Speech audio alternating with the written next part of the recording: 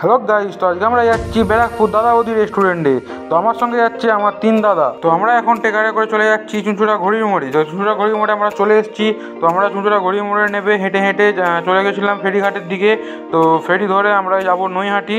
তো নৈহাটি যাওয়ার জন্য আমাদের এখানে টিকিট কাটা হচ্ছিলো ফেরিঘাটে এসে। তো এখান থেকে দাদা টিকিট কেটে নিল।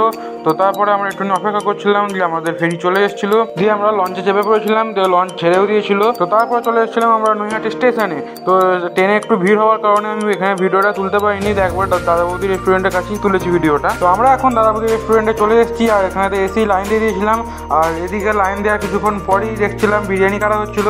তো এখানে বিরিয়ানি কাটছে, দেখো খুব সুন্দর লাগছে বিরিয়ানিটা যখন হাই থেকে কাটছিল।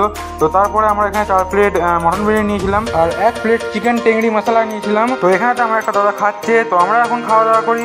আর তোমরা যদি এটার ফুল ব্লগ দেখতে চাও তো আমার চ্যানেলে আপলোড হয়ে গেছে, দেখে আসতে পারো। তো আজকের মতো এই পর্যন্ত, টাটা, বাই বাই।